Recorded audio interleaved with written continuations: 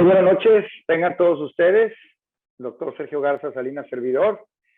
Y bueno, vamos a continuar esta Semana Nacional de Asma que tenemos para todos ustedes con el módulo 3, el cual se va a hablar de 3 ponencias con 3 participantes muy importantes, 3 ponentes de talla internacional. Tendremos como principio el agradecimiento, como siempre, a todos los patrocinadores, en este caso la compañía Sanofi, que la tenemos por ahí como apoyo. Posteriormente, nuestra Sociedad Mexicana de Neumología y Cirugía de Tórax, que hacemos posible esta educación médica continua.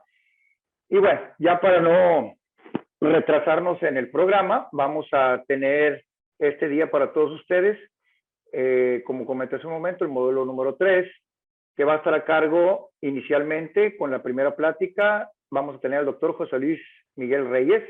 Él es médico egresado de la Universidad Autónoma Benito Juárez de Oaxaca, especialista en medicina interna y neumología. Se encuentra en el Hospital Médica Sur y en el Instituto Nacional de Enfermedades Respiratorias. Él tiene una alta especialidad en fisiología respiratoria, maestría en ciencias médicas e investigador nacional nivel 1. Él nos va a hablar de los fenotipos en asma. Posteriormente, un servidor, doctor Sergio Garza Salinas. Yo soy médico cirujano y partero de la Universidad Autónoma de Nuevo León, medicina interna y neumología en el Hospital Regional de Especialidad número 34 del IMSS en Monterrey, profesor titular de pre y posgrado de neumología de la Escuela de Medicina Ignacio Santos del Tecnológico de Monterrey y profesor de neumología de la Escuela de Medicina de la Universidad de Monterrey. Expresidente de la Sociedad de Neumología de Monterrey y actualmente tesorero de la Sociedad Mexicana de Neumología y Cirugía de Tórax y moderador para esta sesión. Y tendremos finalmente al doctor Nair. Él es Cátedra de Innovación en Enfermedades de las Vías Aéreas, Frederick Jargeve en Teba, profesor de Medicina de la Universidad McMaster, profesor adjunto de Medicina de la Universidad McGill, respirólogo de St. Joseph's Healthcare, Instituto Firestone para la Salud Respiratoria en Hamilton, Ontario, Canadá. Él nos va a hablar de perfil de pacientes con inflamación tipo 2 en asma grave y un servidor hablará de la importancia del uso de la fracción exhalada de óxido nítrico en asma. Entonces, muy bien, pues para dar inicio voy a dejar con ustedes al doctor José Luis Miguel, que nos va a hablar de los fenotipos en asma. Adelante, doctor José Luis. Buenas noches, muchas gracias a todos. Gracias, Sergio, por tu presentación. Gracias a los asistentes que de manera virtual están conectados para acompañarnos en esta sesión. Gracias. Saludo con gusto al doctor Nair, que nos acompaña y que seguramente nos dará una plática muy enriquecedora. Yo voy a platicarles algunos aspectos generales sobre los fenotipos en asma. Bueno, como todos sabemos, el asma es una enfermedad heterogénea. Todos sabemos que las primeras descripciones de asma datan ya de hace mucho tiempo. En 1698 fue la primera descripción de asma por Floyer. Sin embargo, el interés de los fenotipos tiene que ver más o menos para 1999, cuando la doctora Sally Wenzel, en un estudio de asmáticos graves dependientes de esteroides, identifica 2 grupos, aquellos que cursaban con eosinofilia de la vía aérea y aquellos que no tenían eosinofilia. Entonces, en este momento se inicia este cambio en los fenotipos de asma, que antes solamente los conocíamos como asma alérgica o no alérgica, o extrínseca e intrínseca, para dar paso a fenotipos nuevos. En este caso, las primeras descripciones hablaban de asma TH2 alto y TH2 bajo. Sin embargo, pues ahora sabemos que no solamente los linfocitos, las células TH son capaces de producir esta marca de citocinas tipo 2, sino también otros participantes, como las células linfoides innatas tipo 2, son capaces de producir este sello característico de la inflamación tipo 2. También se reconoce desde hace algunos años que existen algunos asmáticos que no cursan con estas características de inflamación tipo 2, y los estudios de clúster, de agrupaciones, han dado origen a la identificación de ciertos mecanismos que a través de estudios de cohorte se identifican todos estos componentes, cómo interactúan entre sí para predecir el comportamiento y la respuesta al tratamiento. De tal manera que ahora hablamos mucho sobre asma, ya no vista en ese concepto obsoleto de una enfermedad única, sino que ahora se reconoce que asma es un síndrome, es un término sombrilla, que agrupa muchas enfermedades que tienen características entre sí, principalmente los síntomas son compartidos, la disnea, sibilancia, supresión torácica y tos. Sin embargo, los mecanismos moleculares o los endotipos son distintos para cada paciente, de tal manera que no todos los pacientes responderán de la misma manera al tratamiento. Por eso es que este tratamiento de que una talla ajusta a todos es ahora también obsoleto y se habla de la medicina personalizada a través de la identificación de estos fenotipos y endotipos. Entonces, para la estratificación de pacientes tiene que ver mucho el concepto de medicina personalizada o medicina de precisión, que son intervenciones que van dirigidas a un paciente individual basados en características predictoras de respuesta, de riesgo de enfermedad y de pronóstico. Así tenemos que los fenotipos, en este caso son las características clínicas, son características observables en los individuos que resultan de la interacción del genotipo, es decir, la carga genética y del medio ambiente o el exposoma, de tal manera que tenemos un conjunto de características que nosotros podemos medir, de tal manera que tienen una presentación clínica variable. Entonces, fenotipos, cuando hablamos de fenotipos, estamos hablando de las características clínicas. Y endotipos, por el contrario, son los mecanismos moleculares, biológicos, biopatológicos que van a producir esta propiedad observable. Entonces, los fenotipos sabemos que pueden ser de distintos tipos, clínicos, fisiológicos, patológicos. Sabemos que muchos fenotipos pueden estar sobrepuestos entre sí y sabemos que estos fenotipos van a ser origen de varios endotipos. Así tenemos que un endotipo puede participar exclusivamente en un fenotipo o bien un solo endotipo participa tanto en uno como en otro fenotipo. De tal manera que la identificación de estos fenotipos ha dado lugar a un conocimiento mayor en cuanto al comportamiento del asma. Les hablaba que el asma es una enfermedad heterogénea. La heterogeneidad tiene que ver con que no siempre va de la mano la inflamación con los síntomas o la hiperreactividad de la vía aérea. Sabemos que la mayoría de los pacientes van a cursar con enfermedad concordante, que quiere decir cuando los pacientes tienen poca inflamación van a tener pocos síntomas y a medida que tienen mayor inflamación incrementará la cantidad de síntomas y la hiperreactividad de la vía aérea.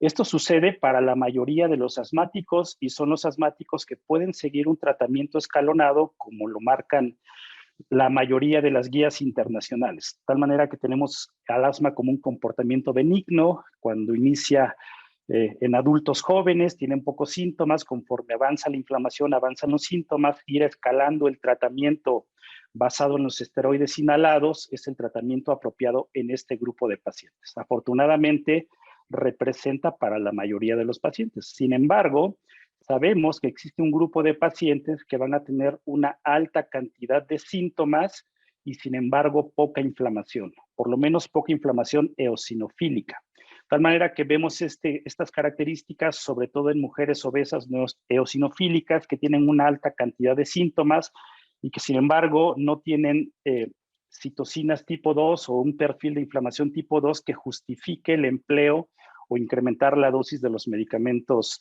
considerados la piedra angular en el tratamiento del asma, que son los esteroides, ya sea inhalados o sistémicos. De tal manera que ver a una persona con estas características de poca inflamación y muchos síntomas erróneamente nos podría llevar a incrementar dosis de esteroides inhalados, incluso llevar los esteroides sistémicos, y lo único que estaríamos haciendo es empeorar los síntomas. Si ya de por sí las pacientes o los pacientes pueden cursar con obesidad, el empleo de los esteroides puede incrementar este factor, además de las características de efectos secundarios asociados a este tipo de medicamentos, de tal manera que esto solamente va a empeorar el comportamiento, el curso de estas personas y estaremos en una estrategia o un abordaje erróneo. De tal manera que, en este caso, identificar el perfil de inflamación nos puede decir que estos pacientes no se beneficiarán de más esteroides inhalados o sistémicos, sino que se beneficiarán de una estrategia más dirigida buscando las características que predominen. Por ejemplo,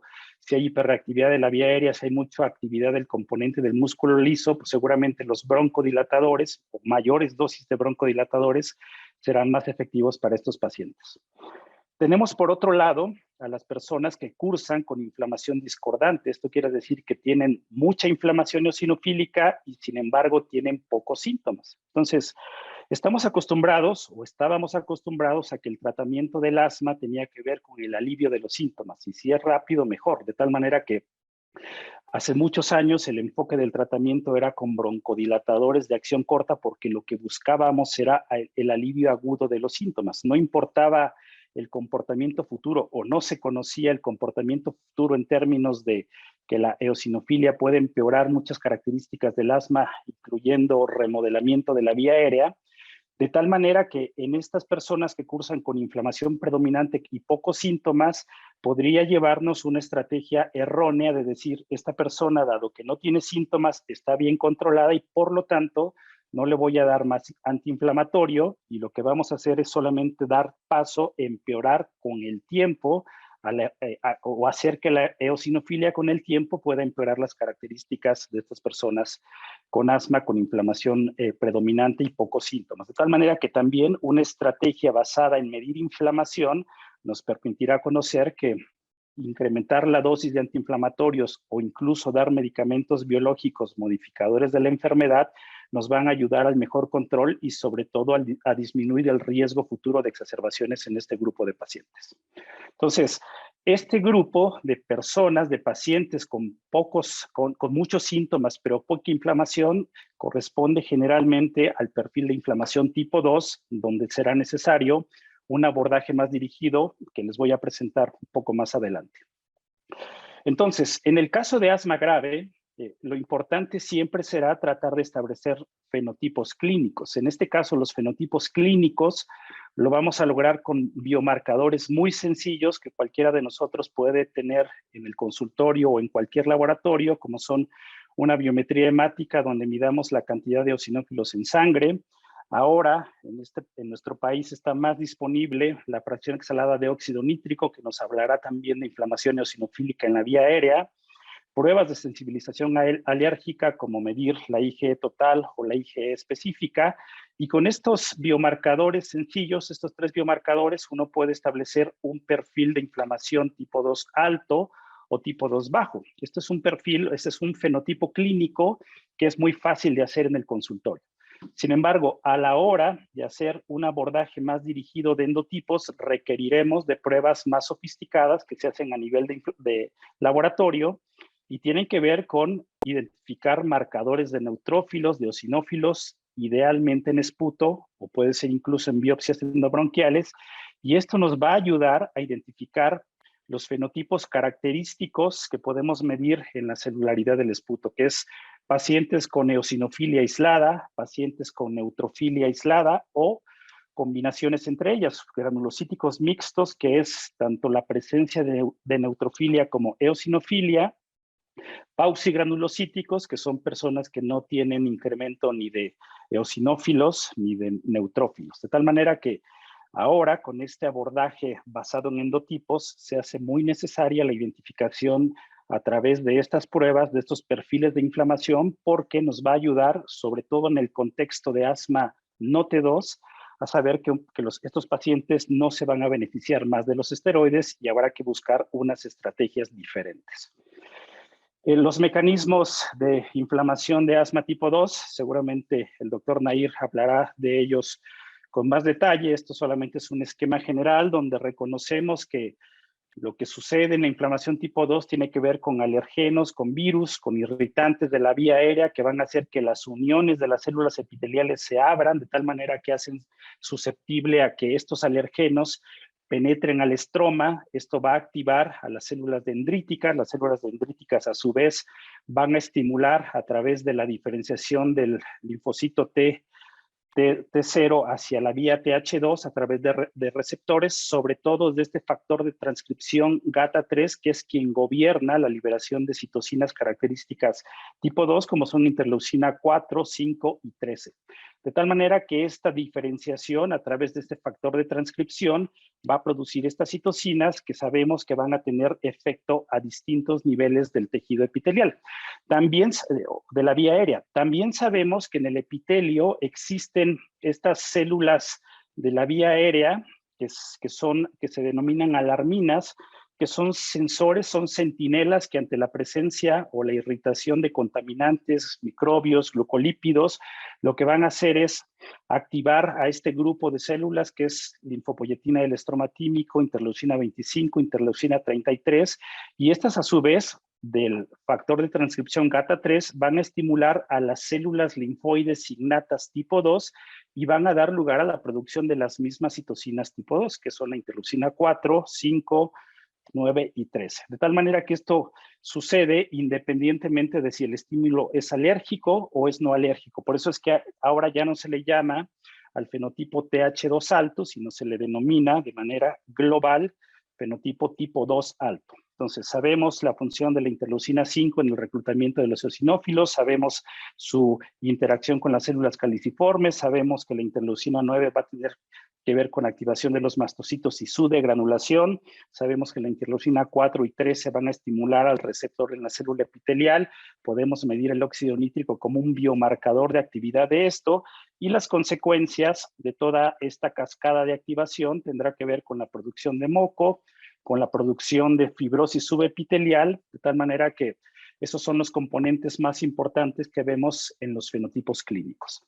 Para el caso de la vía no T2, sabemos que también participan de manera importante los alergenos, la contaminación ambiental, que eso es muy importante para una ciudad como la que vivimos nosotros, que es la Ciudad de México. Sabemos que todo esto también va a alterar la unión de las células epiteliales a través de distintos factores como son ecaderina, como claudina 18, que lo que van a hacer es hacer más laxa la unión de las células epiteliales, favoreciendo la entrada de microbios, de virus, hacia el estroma.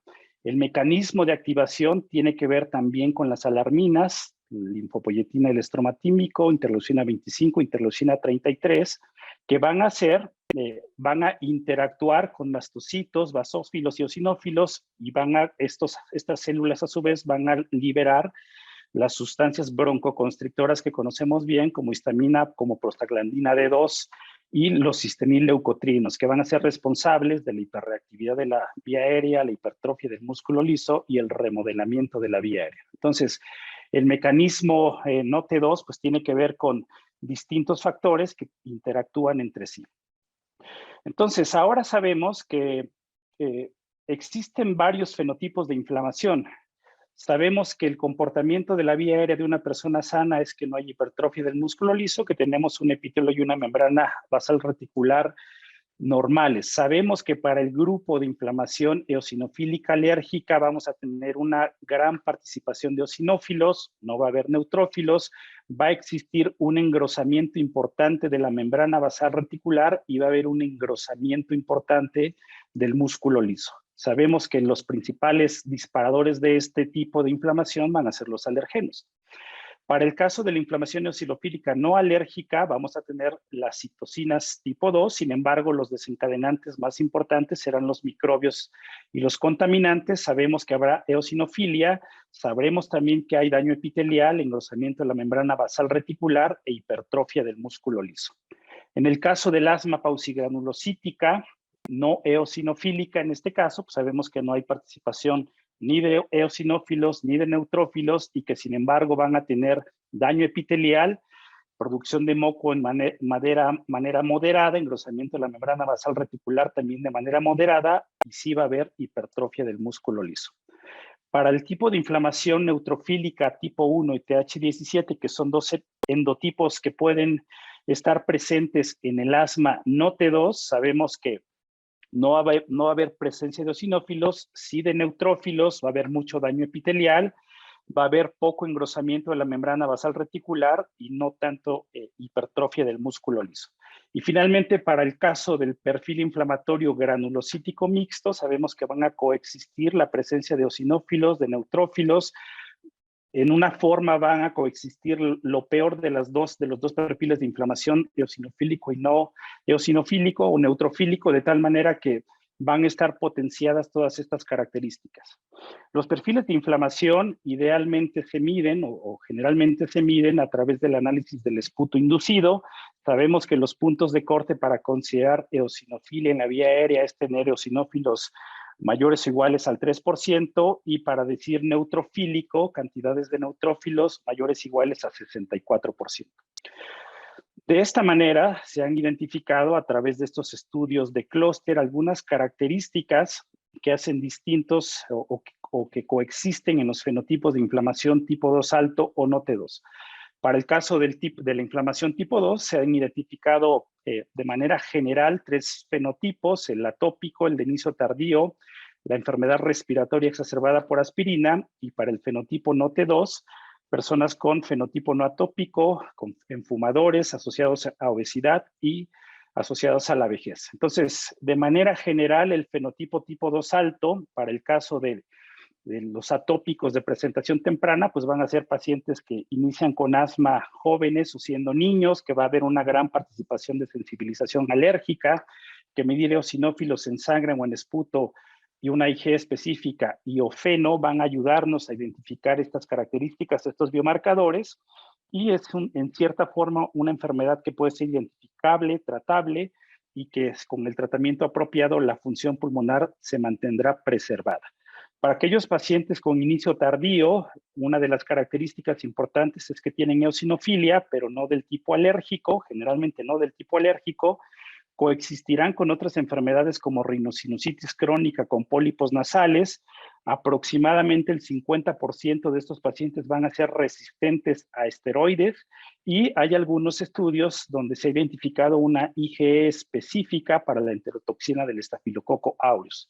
Medir eosinófilos en sangre o en esputo, una prueba de feno, nos va a ayudar a identificar estos biomarcadores y nos va a ayudar a saber que en el caso que los pacientes no respondan de manera apropiada en el inicio del tratamiento, siempre será una buena opción escalarlo rápidamente para poder evitar complicaciones como exacerbaciones frecuentes. Para el caso de la enfermedad respiratoria exacerbada por aspirina, generalmente es de presentación en adultos, tiene que ver con una alteración en el metabolismo del ácido araquidónico. Los biomarcadores que nos pueden ayudar a identificarlos, medir leucotrieno E4 urinarios, que van a estar altos. En general, estos pacientes debutan con asma grave desde el principio y tienen como característica exacerbaciones frecuentes. En el caso de del endotipo no T2, pues tenemos a los no atópicos, que en general van a ser de presentación en el adulto. Aquí los mecanismos moleculares tienen que ver con inflamosomas como GNLRP3, que van a alterar la expresión de microRNA y van a favorecer la diferenciación de la vía TH17. Los biomarcadores importantes serán la identificación de los neutrófilos en el esputo, la identificación de mieloperoxidasa 9 en el lavado bronquialveolar, y la historia de estos pacientes es que pueden tener una función pulmonar y un curso de la enfermedad variable.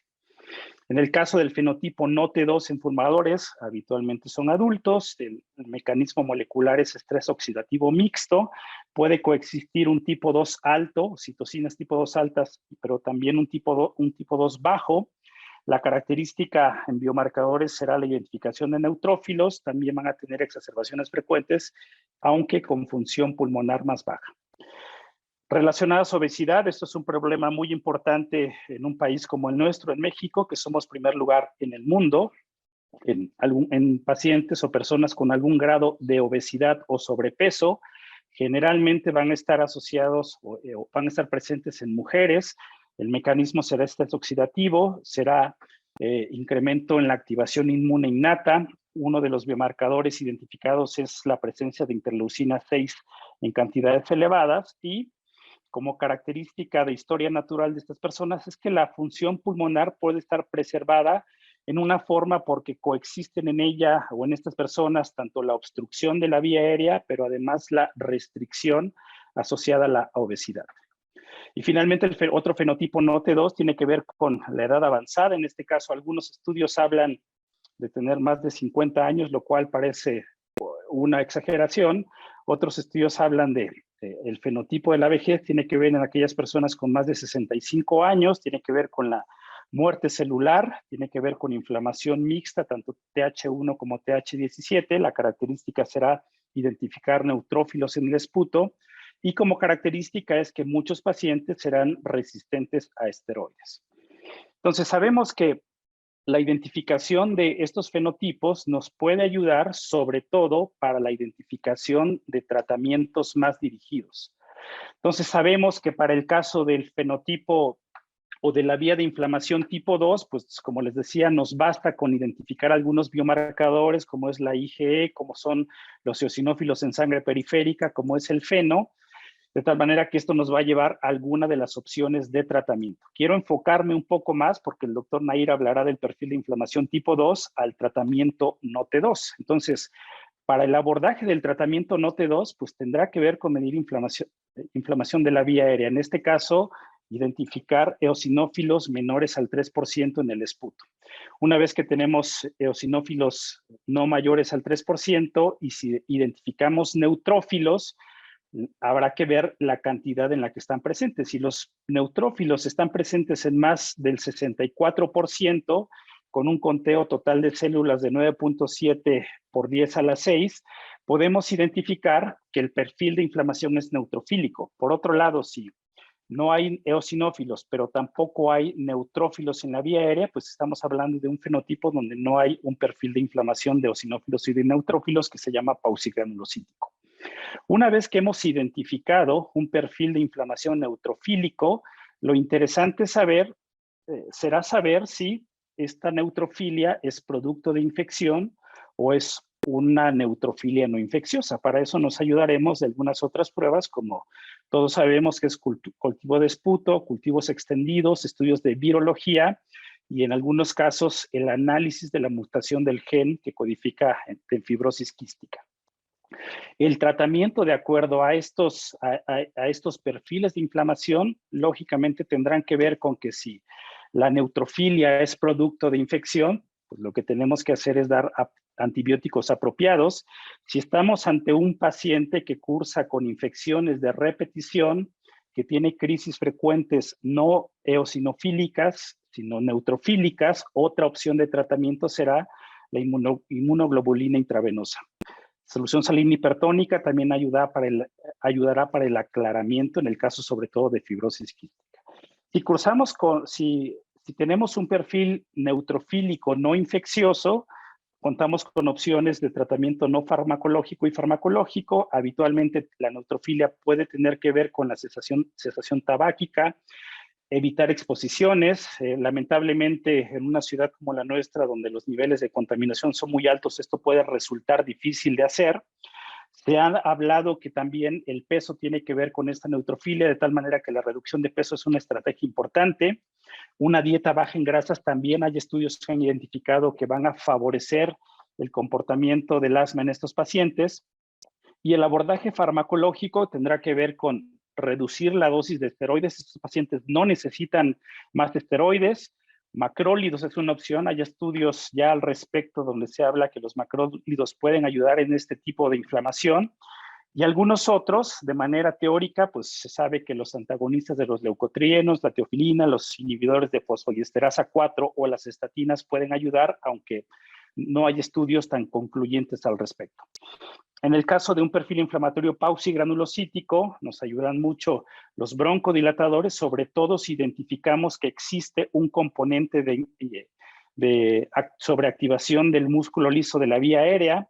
Reducción de peso también será otra estrategia, y en estos casos podemos pensar en la termoplastía bronquial solo si tenemos una prueba de reto positiva, es decir, que la PC20, en el caso de metacolina, sea menor a 0.25 miligramos por mililitro. Otras estrategias nuevas enfocadas al tratamiento de este tipo de asma paucigranulocítica, aunque no tienen una indicación aprobada hasta este momento, son algunos antagonistas de algunos receptores de quimiosinas, anti-TNF-alfa, interleucina 17, etc. Entonces, hay algunos esquemas que nos plantean este abordaje. Este es un esquema un poquito más completo. Aquí lo que les presento pues es solamente una recapitulación de lo que les acabo de presentar. Solo quisiera enfocarme un poco a que la termoplastía, tal y como estamos acostumbrados a leerla, a identificarla, es que se les aplica a cualquier paciente que tenga asma con remodelamiento de la vía aérea o que se sospeche remodelamiento de la vía aérea porque tienen obstrucción persistente de la vía aérea. En realidad solamente funcionará en aquellos pacientes que tienen hiperreactividad bronquial. Es decir, hay que demostrar a través de una prueba de reto con metacolina o algunas otras pruebas más sofisticadas que el componente del músculo liso es lo que está predominando para poder ofrecer un tratamiento costoso como es la termoplastía. Y bueno, aquí les presento de manera solamente rápida el abordaje que podemos lograr si establecemos una estrategia de abordaje o de tratamiento basado en la identificación de las células que predominan en la vía aérea a través del esputo inducido. Estamos acostumbrados a que con la espirometría queremos resolver el problema de los pacientes, queremos que el FEB1 nos diga si el paciente será candidato a un tratamiento con esteroides, a biológicos, y la forma de seguirlos es el cambio en el FEB1. Sabemos que esto no funciona así.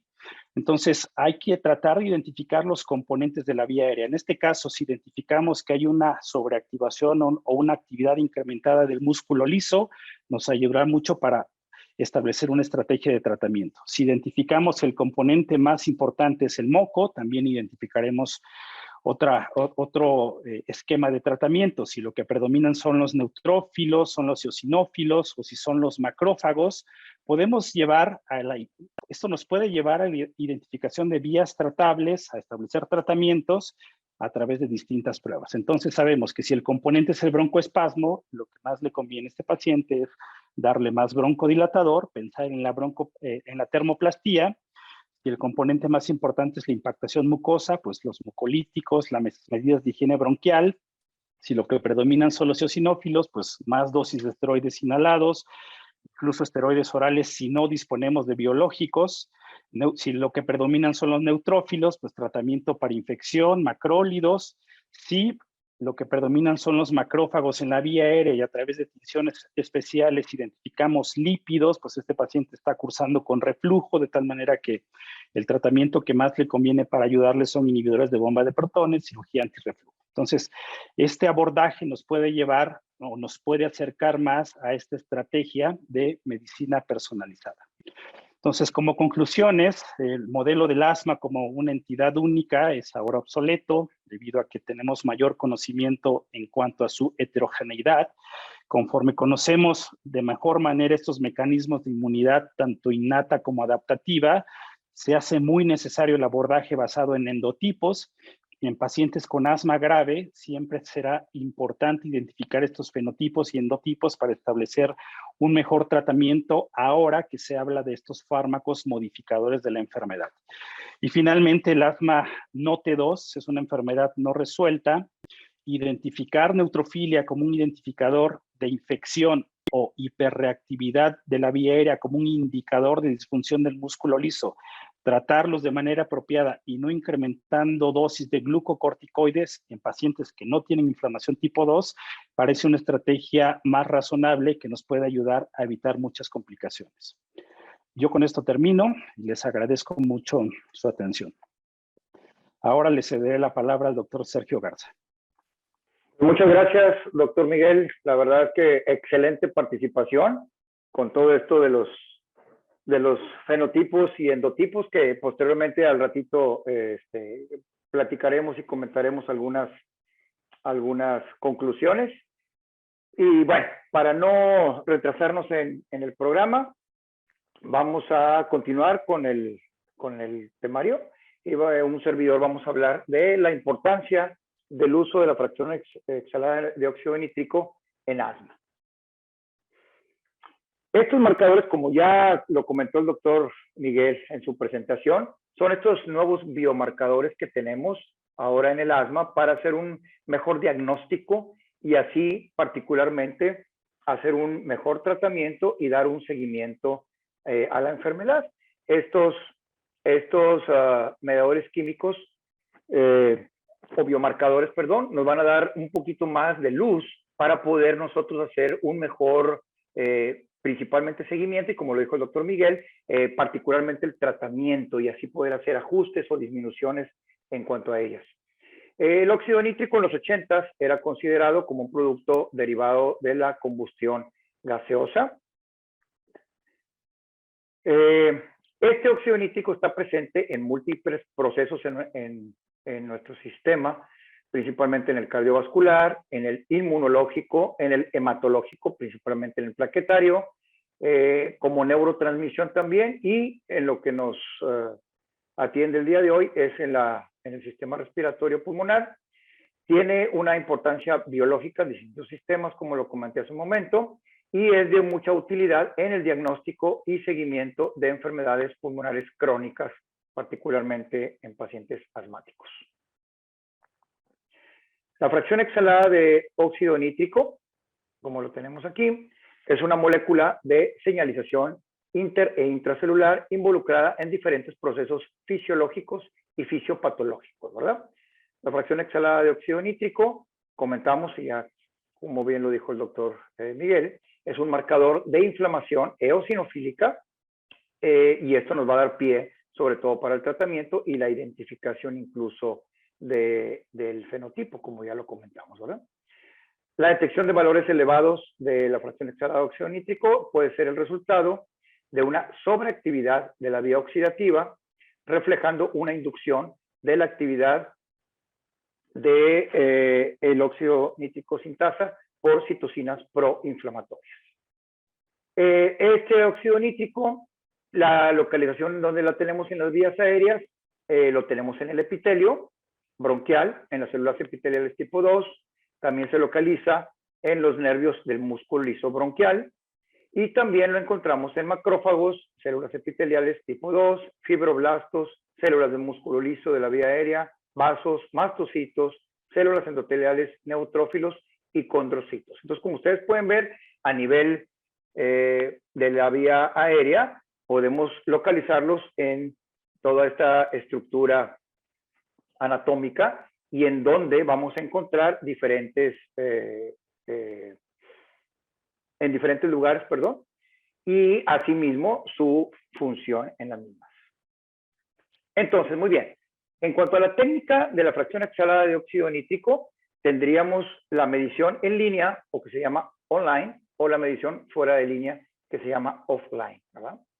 La medición online, que es la quimioluminiscencia, es la medición de la intensidad de la radiación fluorescente emitida después de la oxidación química por el óxido nítrico por el ozono.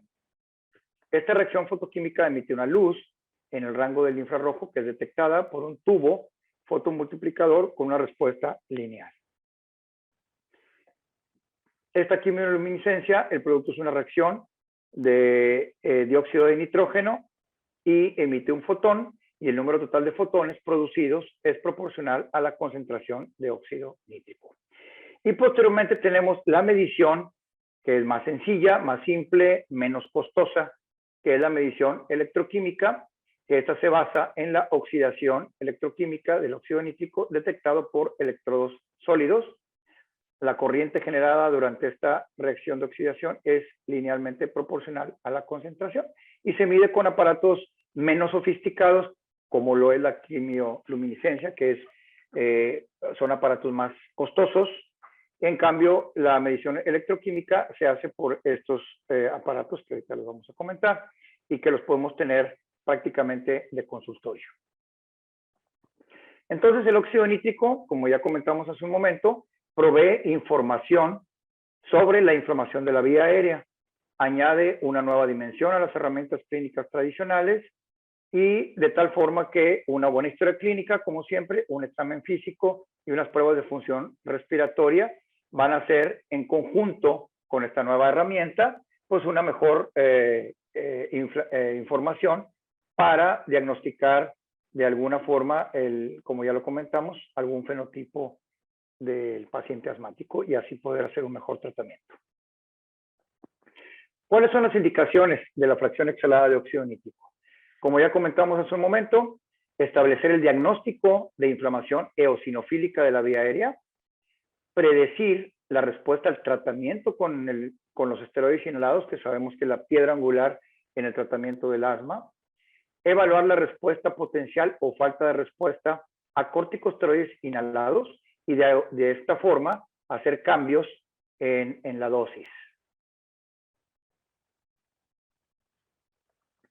En asma, establecer la línea de base durante la actividad clínica, dar el seguimiento a largo plazo y diagnosticar el asma en situaciones en que se requiere mayor evidencia objetiva, cuando no estamos muy seguros eventualmente, por ejemplo, en los niños pequeños, en esos broncoespasmos reactivos que pueden tener, por ejemplo, los niños menores de 1 año que pueden ser bronquiolitis, por ejemplo.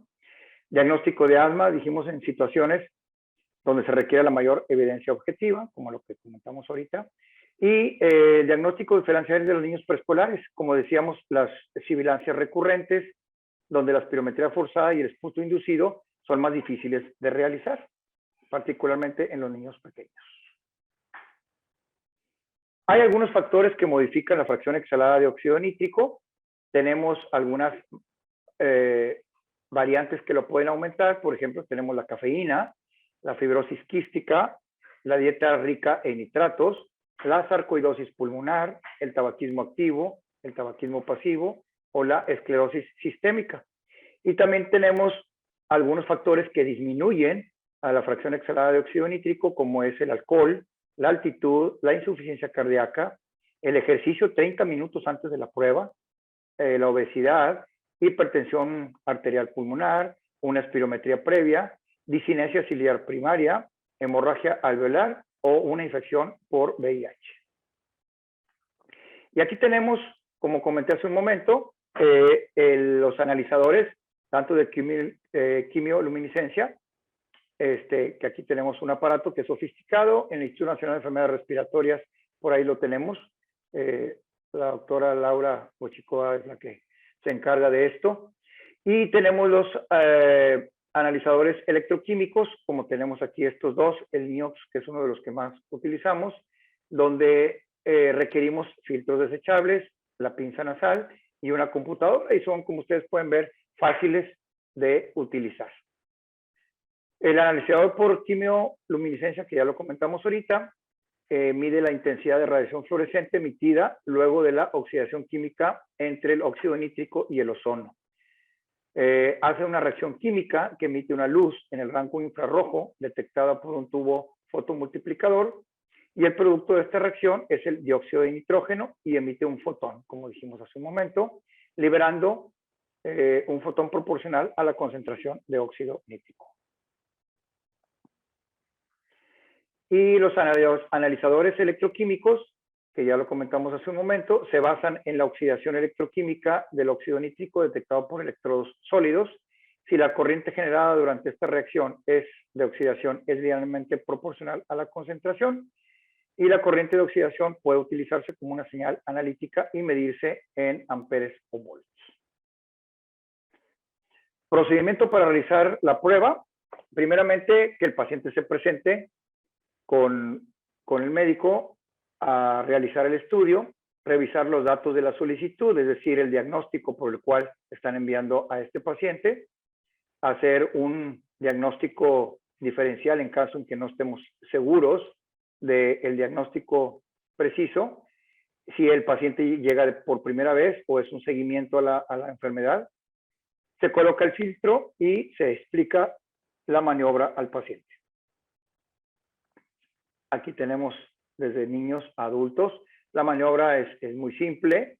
Primero se realiza una inhalación en aire ambiente y que debe estar el óxido nítrico por abajo de 5 partículas por billón. Y posteriormente se hace la exhalación, excluyendo el óxido nítrico nasal, con esta presión y un flujo de 0.05 litros por segundo. Y el promedio que hacemos normalmente es de 2 exhalaciones, que contenga o que haya menos de 10% de variabilidad entre una y otra prueba, ¿verdad? Aquí lo tenemos. Y aquí ponemos un video, el NIOX, que fue el primero que salió de estos aparatos es muy sencillo, como pueden ver ahí en el video. Se prende el aparato, es un aparato que se puede utilizar en el consultorio fácilmente. Ya viene el software integrado en el mismo, y solamente lo que vamos a hacer es pedirle al paciente que lo coloque en su boca, que haga una maniobra de inhalación y posteriormente de exhalación. Aquí lo tenemos. Propiamente el aparato es el que básicamente nos indica el cómo realizarlo. Hacemos que el paciente exhale y hasta que se mantenga propiamente en el aparato, que se mantenga en el rango de color verde durante 10 segundos, soplando el paciente, y posteriormente el aparato nos va a dar el resultado después de 1 minuto, ¿verdad? Y ahí es donde nos va a marcar prácticamente en qué rango está la fracción exhalada de óxido nítrico del paciente. Entonces, el informe son, como dijimos hace un momento, son 2 pruebas con una variabilidad menor al 10%. Por ejemplo, hicimos la primera prueba en un paciente y sacó el resultado de 23 partículas por billón. La segunda maniobra sacó 25 partículas por billón, de tal forma que entre estos dos hubo una variabilidad del 8.2%, es reproducible, y reportamos el promedio entre las 2 pruebas. Si la primera salió en 23, la segunda salió en 25, entonces pues el valor a reportar es de 24 partículas por billón. ¿Cuál es la interpretación y la utilidad del feno para diagnosticar y dar seguimiento a los pacientes con asma? Como ya comentamos hace un momento, nos ayuda muchísimo en el diagnóstico de asma. La sensibilidad varía de un 47 a un 86%, y la especificidad la tenemos entre un 92 a un 93%. También nos ayuda mucho a predecir la respuesta al tratamiento antiinflamatorio, como ya comentamos con los corticosteroides inhalados. Nos predice también las exacerbaciones que puede haber en ese paciente asmático, ¿verdad? Los valores del feno comienzan a elevarse antes de las exacerbaciones que el paciente pueda tener. Entonces, eso nos ayuda muchísimo a ver que el paciente tal vez no esté bien controlado. Tenemos una sensibilidad del 80 y una especificidad del 60 en esta predicción de exacerbación de asma. También nos ayuda para predecir las recaídas tras la suspensión del tratamiento antiinflamatorio. Predicen la aparición de una recaída en los próximos 6 meses. Por ejemplo, 49 partículas por billón tiene un valor predictivo positivo del 92%. Y el ajuste particularmente para los esteroides. Entonces aquí tenemos los valores que de acuerdo a las guías internacionales nos dan, y tenemos, por ejemplo, que tanto en niños como en adultos tenemos un feno bajo, definitivamente. Es cuando hay menos de 25 partículas por billón en los adultos y menos de 20 partículas por billón en los niños. Esto indica que la inflamación eosinofílica y respuesta a esteroides es poco probable, ¿verdad? Si tenemos un feno intermedio, es aquel que va a estar en adultos entre 25 a 50 partículas por billón, y en los niños va a estar entre 20 a 35 partículas por billón. Este valor debe interpretarse con cautela y de acuerdo al contexto clínico. Es decir, cuando un paciente tenga estos valores, es muy importante la clínica e incluso valorar con alguna otra de las herramientas que comentó por ahí también el doctor Miguel, el dar tratamiento o ajustarlo. Y finalmente, el feno alto, tendríamos arriba de 50 partículas por billón en un adulto y más de 35 partículas por billón en un niño, y esto nos va a indicar una inflamación eosinofílica en pacientes con síntomas, y la respuesta a esteroides definitivamente va a ser probable. Si lo tenemos, la interpretación de los valores, principalmente en los niños, ya habíamos comentado ahorita, menos de 5 partículas por billón, es un intervalo bajo, es muy improbable que haya una inflamación eosinofílica. Entonces aquí debemos de considerar que el paciente pueda tener una discinesia ciliar primaria o una fibrosis quística, ¿verdad? En pacientes que tengan entre 5 y 25 partículas por billón, ahí estamos considerando un valor normal. Se sigue considerando que sea poco probable la inflamación eosinofílica, y debemos de considerar algún diagnóstico diferencial con una bronquitis disneizante, reflujo gastroesofágico, anomalías congénitas, insuficiencias, inmunodeficiencias, sinusitis, disfunción de cuerdas vocales, ansiedad o hiperventilación, ¿verdad? Entre 25 y 35 partículas por billón ya es un rango intermedio. Definitivamente sí puede presentar algo de eosinofilia. Aquí sí, si el paciente está sintomático, aquí sí considerar el uso de corticosteroides inhalados o ver si es una infección viral o descartarla, o si tuvo una exposición a alergenos. Aquí si el paciente está sintomático, sí hay que considerar que el paciente pueda tener una infección o una exposición a alergenos, que tenga una escasa adherencia al tratamiento este paciente, puesto que lo está dando en un nivel intermedio alto, que la técnica de los inhalados sea la incorrecta, y aquí tendríamos que iniciar con corticosteroides o añadir un beta-2 agonista de acción prolongada o un antileucotrieno. Si el paciente está sintomático, no cambiar el tratamiento que ya tenemos. Si el niño está por arriba de 35 partículas por billón, aquí definitivamente es alto y significativo el que el paciente de los eosinófilos sí los pueda tener elevados y que sea un asma definitivamente alérgica. Y es muy probable que la respuesta a corticosteroides inhalados sea considerable, ¿verdad? Entonces aquí vemos si el paciente está sintomático, consideramos que es una exacerbación inminente o recaída, o que haya una resistencia a los esteroides. Si el paciente está sintomático, aquí no hay necesidad de cambiar el tratamiento. Entonces, la guía española nos dice que para el control del asma sugiere un punto de corte de 30 partículas por billón. Digo, no son muy diferentes a las guías americanas, por ejemplo, de la ATS, para distinguir entre asma y en pacientes no asmáticos con síntomas respiratorios. La ATS, comentamos ahorita hace un momento, arriba de 50 partículas por billón en adultos y de 30 partículas por billón en niños, indican la presencia de inflamación eosinofílica y buena respuesta al tratamiento con corticosteroides. Aquí tenemos lo que comentamos hace un momento, la guía de la ATS y de la ERS. Definitivamente en tanto adultos como niños con valores menores de 25 y menores de 20, definitivamente aquí en estos pacientes pues realmente no vamos a considerar que tengan eosinofilia, y aún con paciente con síntomas podríamos pensar que hay poco beneficio del incremento de la dosis de esteroides inhalados. Aquí tenemos que buscar alguna otra alternativa de tratamiento, y si el paciente tiene síntomas, entonces buscar la dosis adecuada del esteroide inhalado y revisar que haya una buena adherencia al tratamiento. Ya cuando tenemos un nivel intermedio, adultos entre 25 y 50 y los niños entre 20 y 35 partículas por billón, aquí pacientes sintomáticos, revisar si hay una exposición persistente a alergenos, si las dosis no son las adecuadas de los esteroides inhalados, a lo mejor nos estamos quedando cortos con la dosificación, o que el paciente tenga pobre adherencia al tratamiento o que tenga resistencia a los esteroides.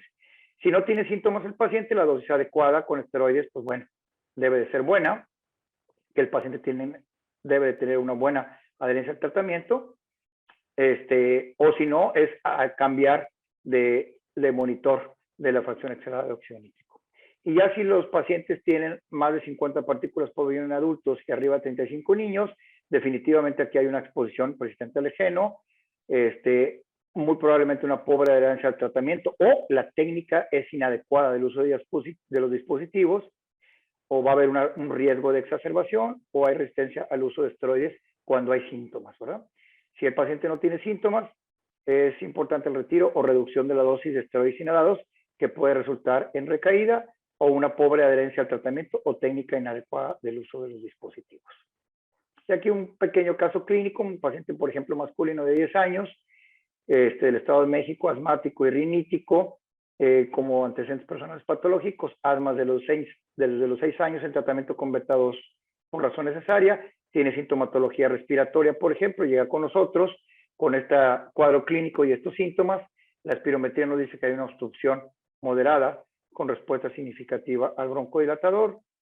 Se le inicia tratamiento, el resultado de la fracción exhalada de óxido nítrico es de 87, entonces sabemos que sí hay un probable paciente asmático, eosinofílico, y definitivamente va a tener una buena respuesta al corticosteroide inhalado.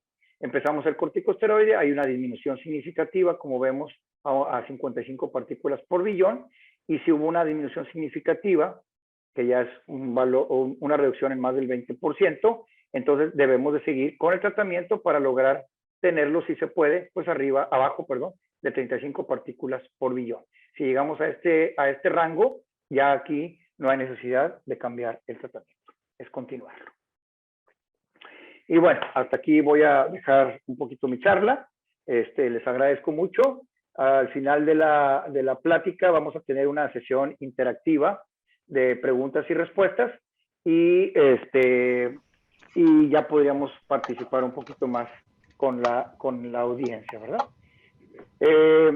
Además de comentarles que por ahí en la parte baja de su pantalla tienen ahí hay interpretación por parte de un intérprete, vaya la redundancia, inglés-español, por si ahorita con nuestro siguiente ponente, el doctor Nair, lo quieren utilizar, ¿verdad? Entonces, bueno, voy a dar paso al doctor Nair, quien nos va a hablar de el asma grave. Dr. Nair, thank you very much and welcome, and you're next, please. Thank you very much. Thank you very much for inviting me to the symposium. Thank you, Sanofi, and thank you, Jose Luis and Sergey. It's a pleasure meeting you again. I'm going to talk about the profile of type 2 severe asthma patients, following up on the first lecture on endotyping and the second lecture on one of the biomarkers that is indicative of type 2 severe asthma. These are my conflicts of interest. I do hold grants provided to the university by a number of companies with an interest in biologics. I have participated in scientific advisory boards and have received honoraria for giving lectures. And this particular event is being supported by Sanofi, for which I'll be getting an honorarium.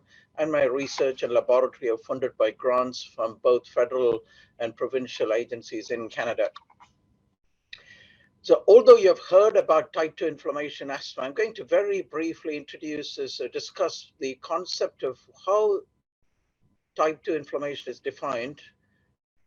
What are the clinical biomarkers that we can use over and above what we have just heard, which are exhaled nitric oxide and eosinophils, and then illustrate using 5 clinical scenarios how we could apply these biomarkers and other clinical features and measurements to guide treatment, and finish off with an algorithm to treat exacerbations while patients are being treated with biologics, and how we could potentially switch from one biologic to another, guided by these measurements. So this is a bit of a historical perspective of how we have arrived at this terminology of type 2 asthma. In the early 50s, when IgE was described by Professor Johansson, we had this concept of allergic asthma. This was shortly followed by recognition that not all patients with asthma would have allergies, and the term non-allergic asthma was coined. Later, when largely driven by researcher Professor Jean Bousquet in the New England Journal of Medicine, that identified the role of eosinophils, or the association of eosinophils with severe asthma, the term eosinophilic asthma was introduced and crept into the literature. The pivotal studies that redefined asthma and introduced this terminology of Th2 asthma was largely due to the contribution from the late Professor Barry Kay's laboratory at Imperial in London, and studies done by a number of investigators, including Douglas Robinson, Redwan Mokbel, Qutaiba Hamid, etc., and Fan Chung, who identified the prominent contribution of the 3 pivotal cytokines, namely IL-5, IL-4, IL-13, with contributions from cytokines such as IL-9. And therefore, asthma was largely identified as a Th2 disease based on the presence of these cytokines. And more recently, we now know that these cytokines are not exclusively derived from the CD4 lymphocytes, but also from innate lymphoid cells, type 2 ILC2 cells, and therefore we now call them T2 asthma because ILC2 cells are not classical Th2 cells, i.e. they are not CD4 positive lymphocytes. So this is really how the term T2 asthma have evolved. But the fundamental focus of defining is based on cytokines. If we were able to measure cytokines directly in blood or in airway secretions, we would not have to worry about any of the biomarkers. The problem is the lack of very reliable cytokine measurements that are repeatable and reproducible in clinical practice. The numbers vary so much from measurement to measurement that we have not been able to apply it to clinical practice. So if any investigator is able to introduce a very reliable, robust measurement of Th2 cytokines in the airway, our job of treating these patients will be very easy. Instead, we are forced to depend on biomarkers that might indicate the activity of each one of these cytokines. So this is a complex slide focusing specifically on the cytokines that I've just described. The focus of this slide that I wanted to show are multifold. Before we get into identifying case scenarios, we really need to know what each cytokine really does.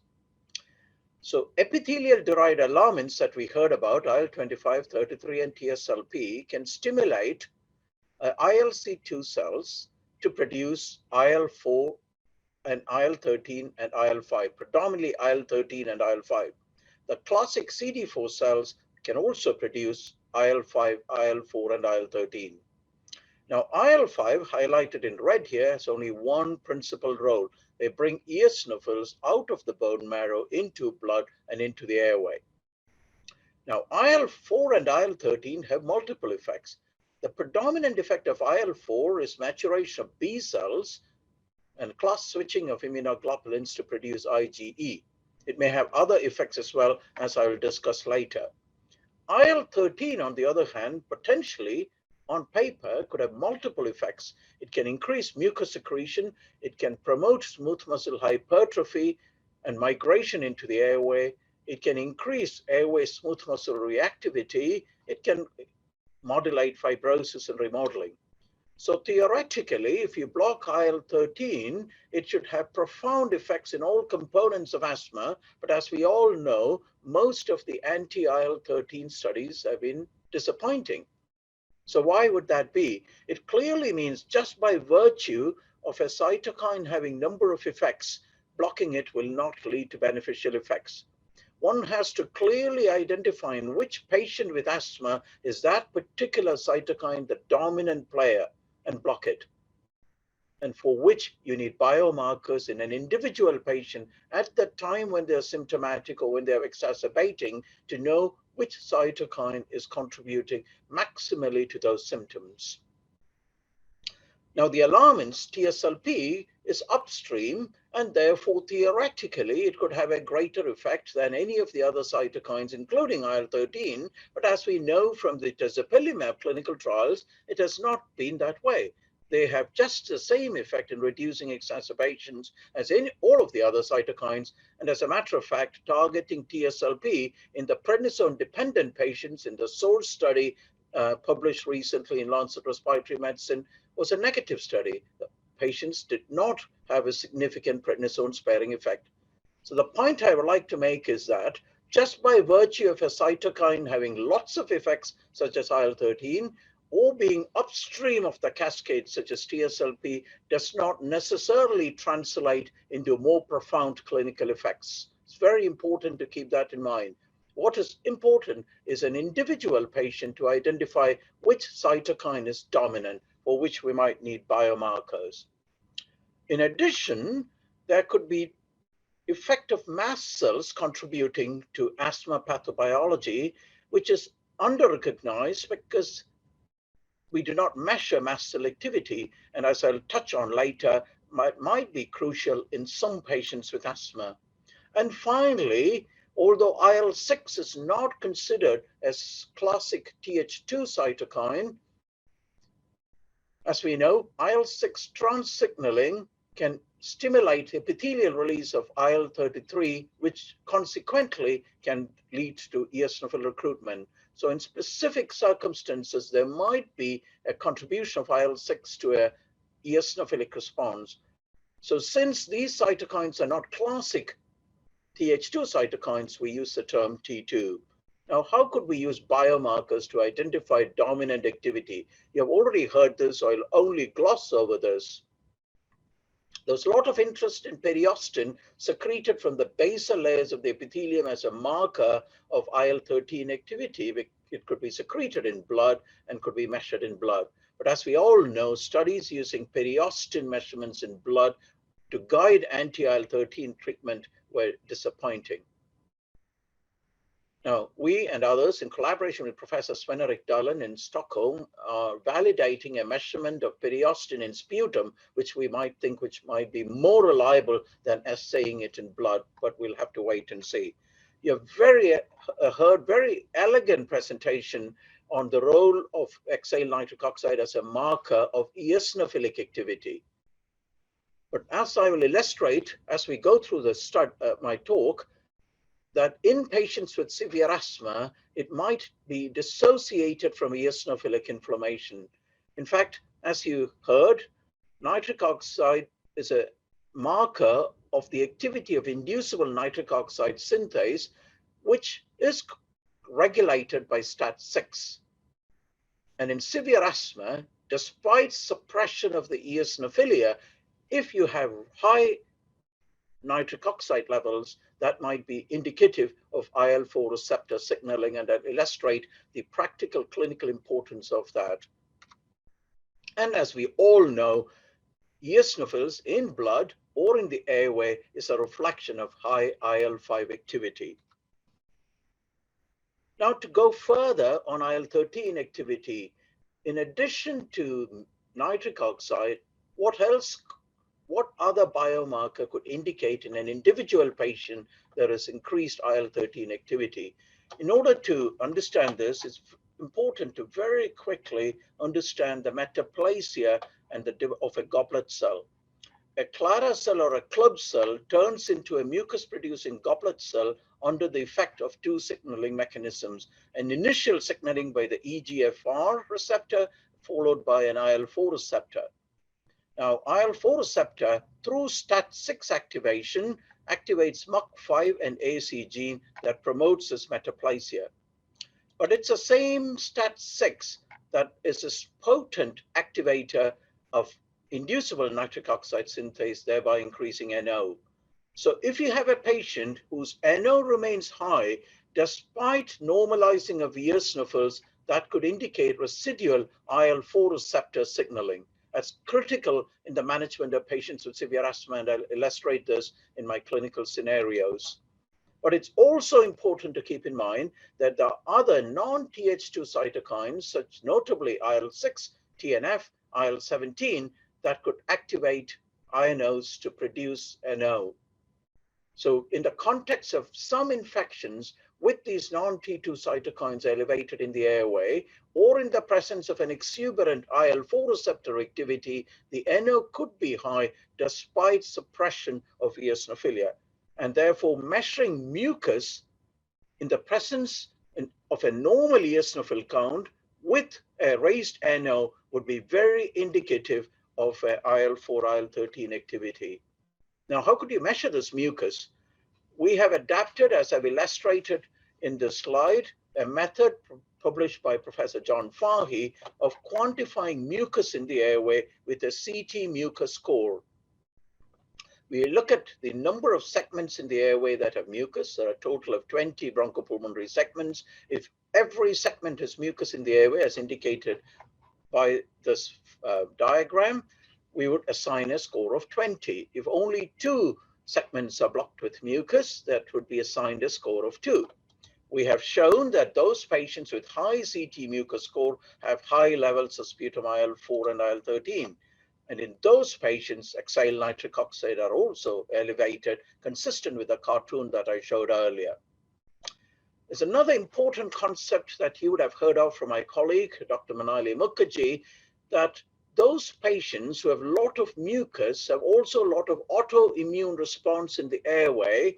And those patients with a lot of autoimmune response, as evidenced by anti-EPX antibody, for example, or anti-nuclear antibody, have raised IL-13 in their sputum. In other words, mucus and autoimmune responses in the airway are also indicative of a Th2 response mediated largely through IL-4 receptor signaling. We have to take all this into consideration when we consider a patient with an obstructed airway. This is a cartoon of an obstructed airway. You can have eosinophils plugging the airway. You can have a lot of mucus in the airway. You can have Charcot-Leyden crystals in the airway. You can have debris in the airway. Luminal plugging is a composite endpoint of all these factors. It could be contributed by mucus hypersecretion, as we discussed. It could be contributed by cytolysis of cells. Now, IL-5 would bring the eosinophils in. IL-4 and IL-13 would bring the mucus and the autoimmune response into the airway. And in order to optimally manage patients, we have got to understand all these components. The biomarkers we could therefore use would be eosinophils in the airway, exhaled nitric oxide, mucus measurements, and autoimmune response. In addition, as you already heard, if there is a significant smooth muscle component evidenced by an abnormal airway hyperresponsiveness, one could target the muscle. So this is how we would apply and identify Th2 markers in clinical practice. So for the rest of the talk, I'm going to highlight and illustrate these principles with 5 case scenarios. So this is a 46-year-old female with significant sputum production, is prednisone dependent and quite symptomatic despite being on high doses of inhaled corticosteroids. Patient has modest airflow obstruction, so there's luminal obstruction with modest bronchodilator reversibility and quite significant hyperresponsiveness.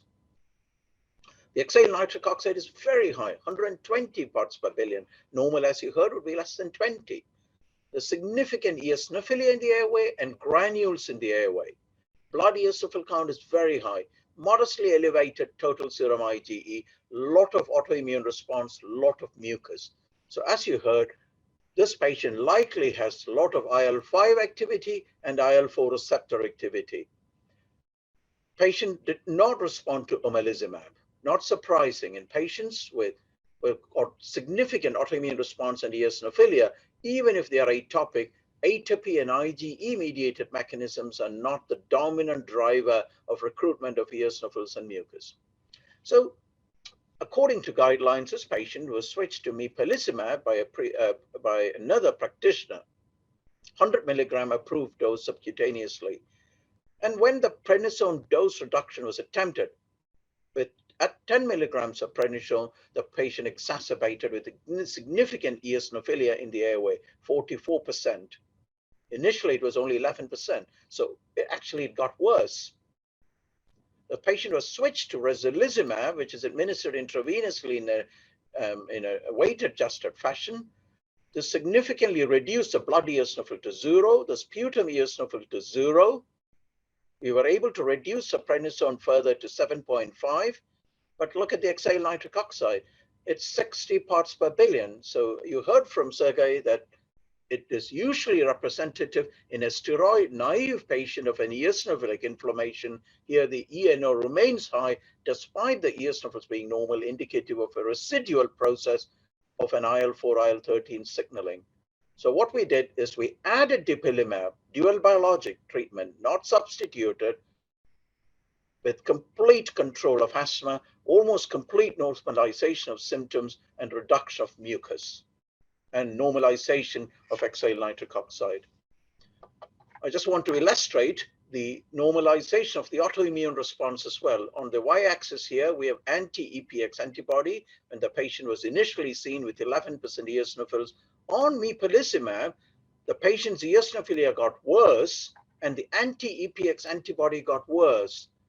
You have heard from my colleague, Dr. Mukherjee, that if you underdose a patient with intense airway eosinophilia, you could paradoxically make the situation worse by forming immune complexes in the airway. Anti-EPX antibody plus the IgG anti-IL-5 plus the IL-5 in the airway. Heterocomplexes making the situation worse. We gave the patient rosalizumab, which brought down the eosinophil, but when we added dupilumab, we completely normalized the autoimmune response. We also, on dupilumab, decreased the extracellular traps and the DNA and the response to the DNA in patients with significant eosinophilia. This patient has a persistent Charcot-Leyden crystal there.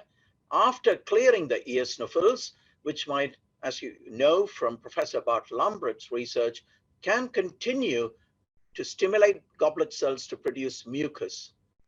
So what I'd like to illustrate is, although we have completely normalized the eosinophilic response and the autoantibody response with dual biologics, crystals might still persist. This is galectin-10 that has auto-crystallized. We can visualize the traps by immunofluorescence staining of sputum. We can visualize the crystals by transmission electron microscopy of sputum. Crystals could persist even after normalization, and we and others are trying to now pulverize the crystal for total complete control. You can actually visualize this with an MRI scan. This is ventilation defects on a hyperpolarized helium MRI scan. After normalizing eosinophilia, you could still see defects due to mucus, and on dupilumab, when the mucus is cleared, we can see complete normalization of the airway ventilation. So what I'd like to illustrate with this case is that if the eosinophil is a predominant contributor to severity and obstruction, start off with an anti-IL-5. But 100 milligram mepolizumab would be insufficient in about 50% of prednisone-dependent patients because that dose is insufficient. We might have to use a better anti-IL-5 molecule, rosalizumab or benralizumab. But if there is residual mucus, and I'll illustrate this with the second case, you might have to add a second biologic, or perhaps after controlling the eosinophilia, substitute to an anti-mucus biologic such as dupilumab that can suppress autoantibodies, extracellular traps, and the mucus. Now let's go to the second patient. Very similar, 65-year-old with a lot of symptoms, significant sinus polyposis, multiple polypectomies, has never smoked, atopic, prednisone dependent, a lot of sinus disease on high dose inhaled corticosteroid. Profound airflow obstruction with significant bronchodilator reversibility. Once again, very high exhaled nitric oxide, 90 parts per billion. Usually, if it's over 50 parts per billion in a patient on high dose corticosteroid, it's usually indicative of an IL-4, IL-13 activity and not just an eosinophilic inflammation. This patient only had modest eosinophilia in sputum, 6%, many free granules, blood eosinophil 0.9. So we thought this would be a perfect candidate for blocking IL-4, IL-13 with polyp disease, with eosinophilia, with very high exhaled nitric oxide. On dupilumab, when the prednisone dose reduction was attempted, the patient exacerbated. The eosinophils actually went up from 6% to 16% in sputum with many granules. When that happens, it's a very rare situation. I picked a case to highlight a very rare situation of a worsening of eosinophilia on dupilumab when the prednisone is reduced. Always consider vasculitis or unmasking of EGPA. This patient did not have EGPA, ANCA was negative, CT scan did not show ground glass opacities, but there was a lot of mucus still in the airway, mucus score of 12. We discontinued dupilumab. We wanted to suppress the eosinophilia adequately. We switched to benralizumab. The patient had another sinus surgery, and we have been able to reduce prednisone to 2 milligrams with complete normalization of eosinophils. But the exhaled nitric oxide is actually going up. So you can have a situation when the exhaled nitric oxide is completely dissociated from eosinophils in the severe prednisone-dependent patients. I'll come to that in a second. Our plan is to add dupilumab to the benralizumab if polyps recur or the mucus score worsens. So I just want to emphasize here that dupilumab is not an anti-eosinophilic drug. In very rarely, and there's a paper just published, a post-hoc analysis of the QUEST trial, specifically looking at the increase in blood eosinophil count in those patients who received dupilumab with a baseline blood eosinophil count of 0.5. In about 10% of patients, a blood eosinophil count can increase as high as 3,000, absolute count 3. Pembrolizumab has the best eosinophil suppressing effect. And in some patients, paradoxically, ethyl nitric oxide might even increase when the eosinophilia is adequately suppressed. Now, is it a rebound effect when you suppress IL-5? There could be a rebound of the IL-4, or is it a residual cytokine activity? Is an important area of research in my laboratory. We should have some data actually later this week. And we should also consider whether ethyl nitric oxide in such patients in whom it increases is simply a biomarker, or is the nitric oxide actually contributing to the pathobiology by nitrating and then nitrating certain protein residues in the airway. It's an important area worth considering. And I'd like to illustrate that point again with a trial that we have just finished. We'll be presenting that at the European Respiratory Society. We took patients who had persistent eosinophils in the airway despite being treated earlier with either mepolizumab or resilizumab. These are failures of patients on MEPO or Resli. We gave them 2 months of placebo, followed by 6 months of pembrolizumab. Completely suppressed eosinophils in sputum in all 20 patients. However, despite suppressing eosinophils, 6 patients remained uncontrolled with high ACQ, which clearly shows that those symptoms were not being driven by eosinophils. Despite suppressing eosinophils, those 6 patients had high ethyl nitric oxide.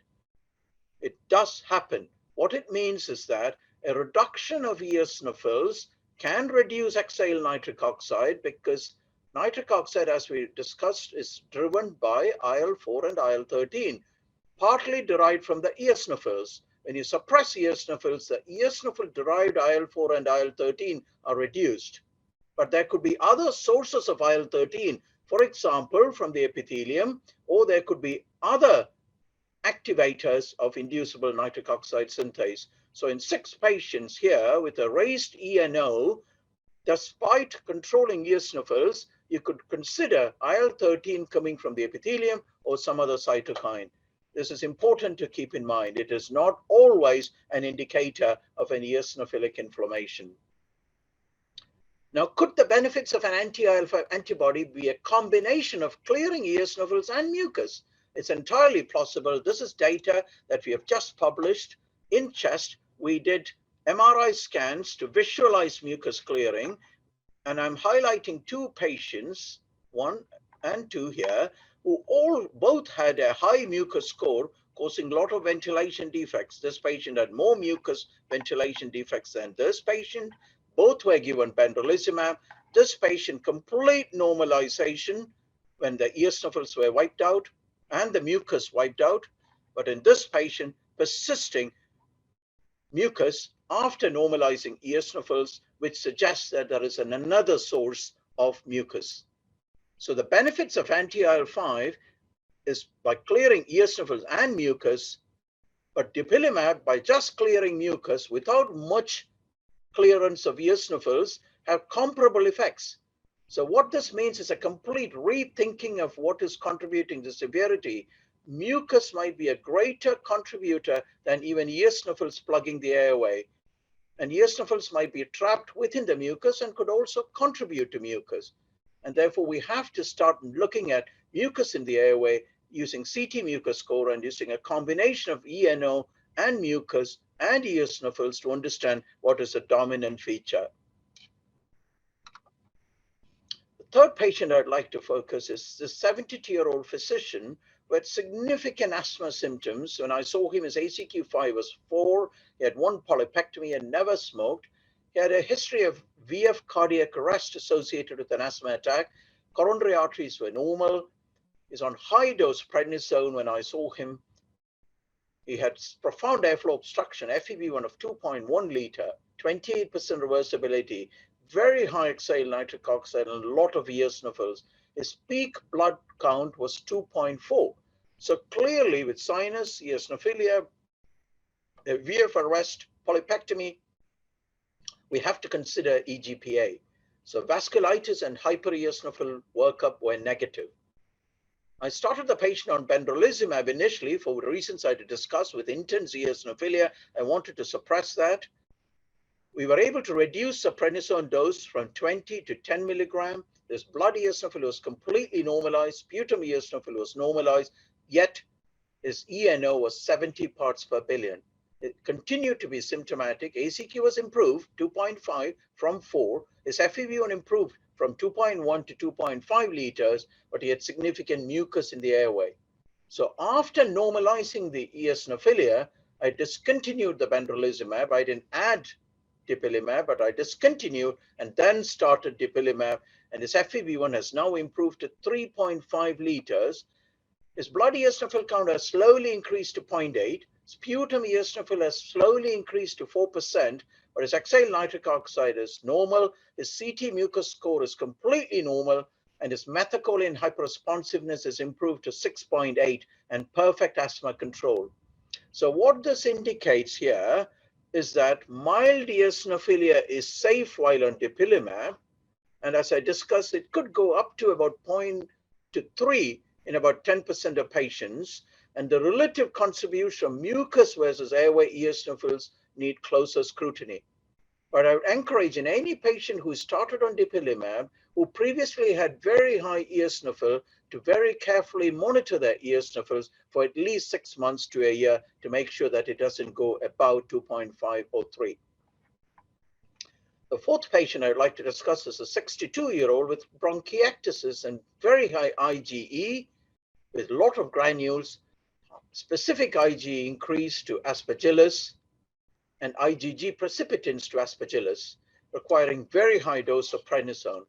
The patient then develops an aspergilloma MS, but we had to make sure it was not cancer. So we did a CT-guided biopsy. It wasn't cancer, but the patient had significant mucus plugging, glow and stocking appearance. And I did a bronchoscopy that grew aspergillus and Mycobacterium avium in very high concentration. Had to treat the patient with antifungals. The patient was intolerant to itraconazole and voriconazole, so I had to put the patient on isovorconazole. We gave antituberculous treatment, had to get the patient off prednisone, very modest response to mepolizumab, significant cough, mucus, autoimmune response in the airway. There is anecdotal evidence of combining an anti-IL-5 with omalizumab in such patients, no clinical trial evidence, but I switched this patient from mepolizumab to dupilumab for an asthma indication, not for any ABPA indication. Patient is doing really well. Prednisone dose reduced to 2.5. Mucus has decreased, FEV1 has improved by 800 ml, and there's an ongoing randomized trial of dupilumab for ABPA. So one has to really consider the autoimmune response and the eosinophil traps in the airway in allergic bronchopulmonary aspergillosis.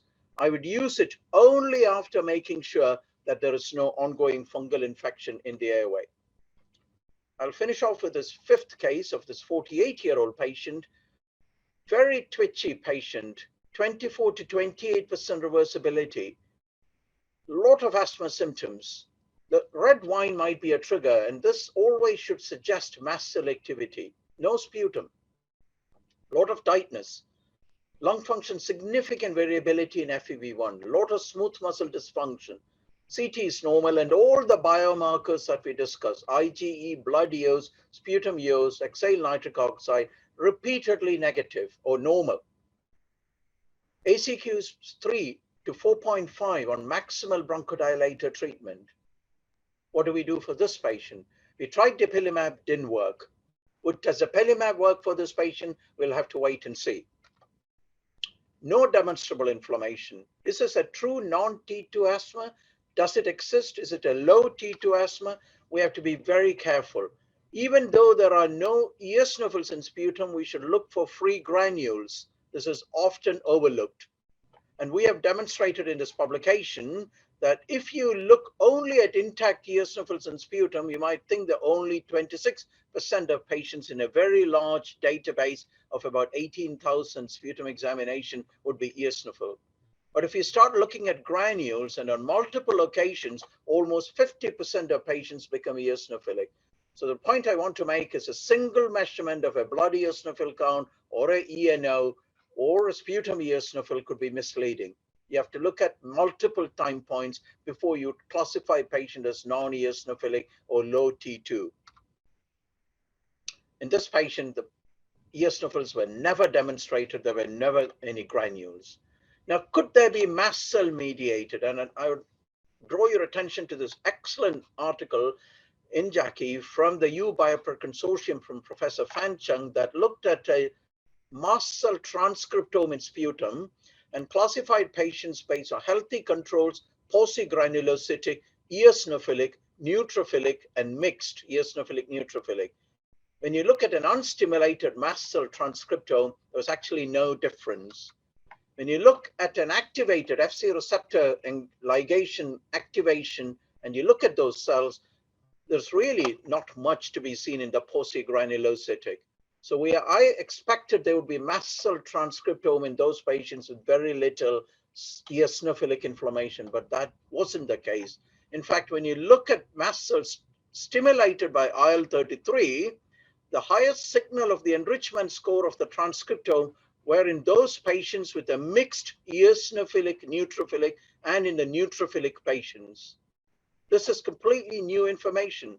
So what this means is that mast cells are unlikely to be a major contributor in the so-called paucigranulocytic, perhaps in a very small percentage, but in those patients, a very small proportion of the mixed eosinophilic neutrophilic and the neutrophilic patients who respond to corticosteroids, there might be a mast cell contribution to neutrophil recruitment. Again, New England paper 30 years ago from Barry Kay's laboratory, mast cell chemoattractants might bring in neutrophils. So what this means is that there might be a T2 component of severe asthma even in some patients with neutrophilia. So I've got to be very careful when you look at so-called T2 low asthma responding to, for example, tezepelumab. This is in the online repository of the New England paper from Andrew Menzies-Gow. They may not be T2 low. They could be T2 high patient because this classification is based on a single time point of blood eosinophil count or exhaled nitric oxide. Similarly, astegolimab phase 2 study from Chris Breitling's group seemed to suggest a bit of treatment effect in the so-called T2 low. You've got to be very careful of interpreting this data based on a single time point. We have no convincing evidence that any of our current cytokines help these, or targeting the cytokines help our patients. Perhaps targeting KIT by mast cells in a small proportion might be effective. We'll have to wait and see. As you heard from Jose Luis, what we do and others we recommend is to bronchial thermoplasty to treat the smooth muscle dysfunction. But what we do is we don't treat all the airways. We use our MRI to find the airways that lead to areas of ventilation heterogeneity identified by these yellow arrows. This is pre-bronchodilator on the upper panel, post-bronchodilator on the lower panel.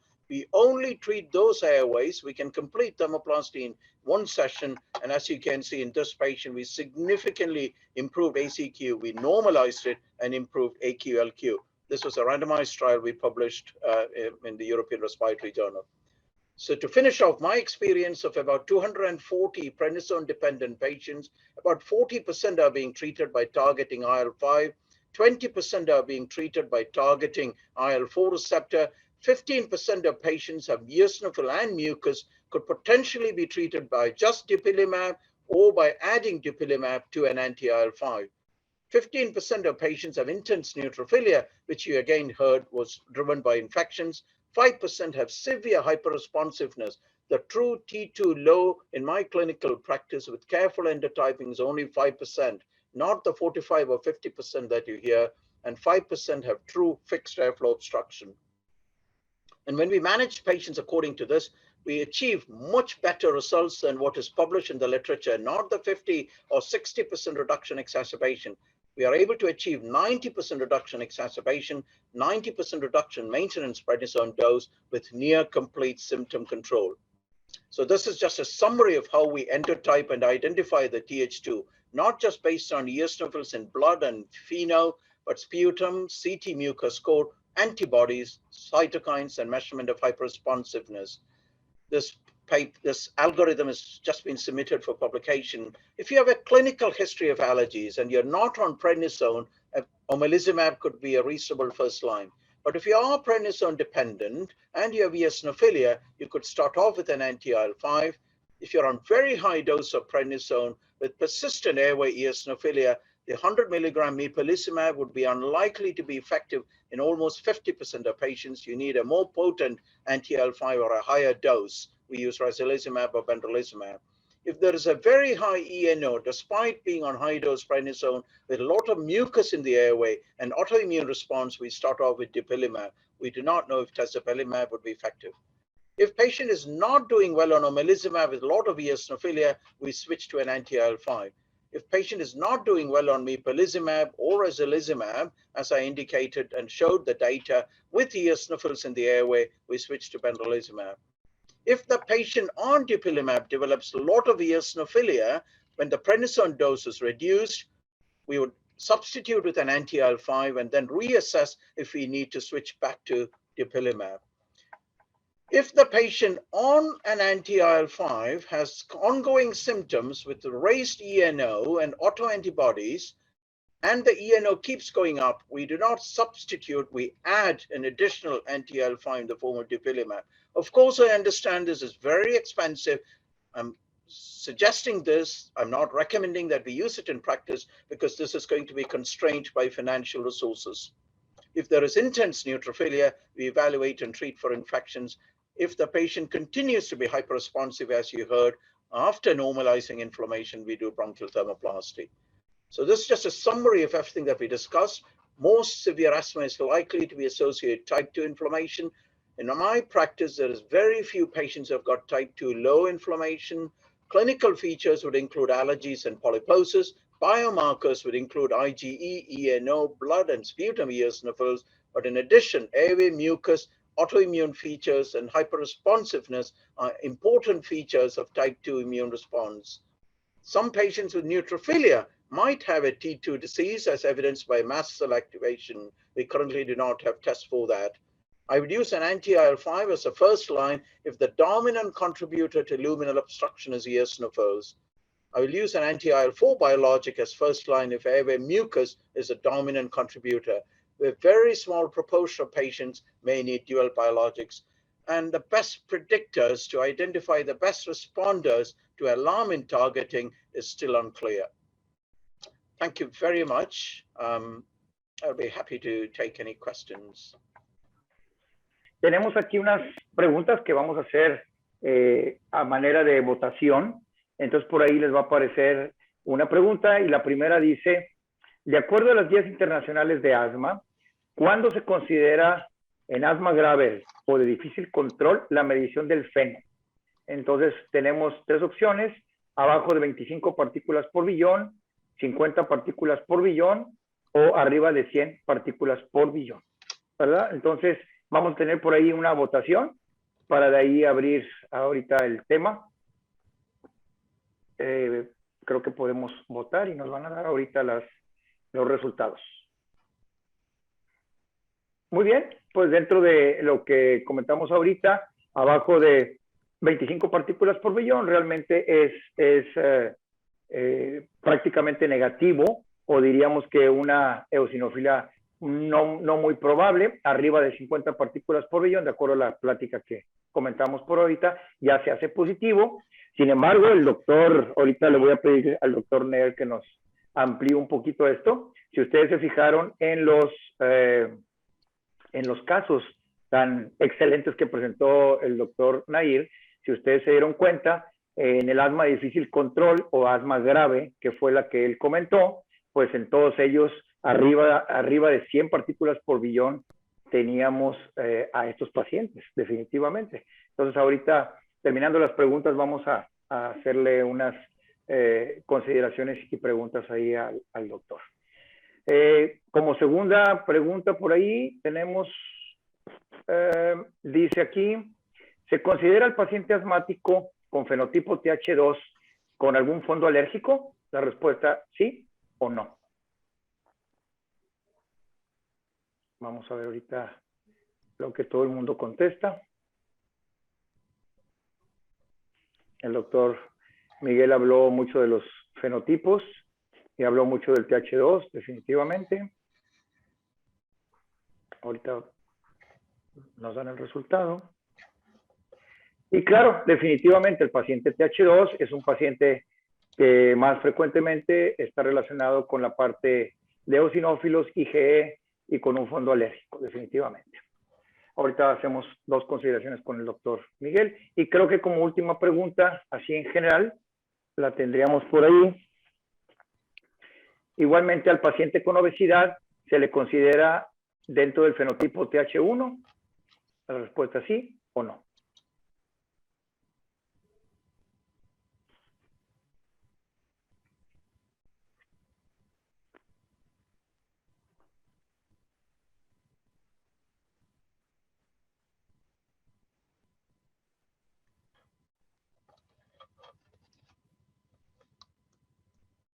Creo que por ahí ya tenemos el resultado.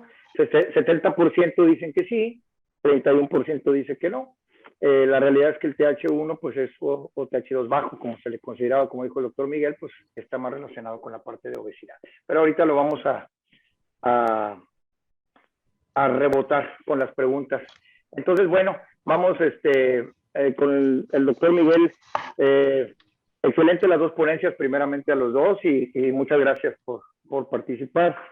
Entonces, Miguel, yo te quería preguntar, definitivamente el identificar el perfil del paciente con los fenotipos se hace prácticamente de mucha utilidad, ¿verdad? Y nos sirven para utilizar, pues, principalmente hacer un buen diagnóstico y sobre todo para el tratamiento, ¿verdad?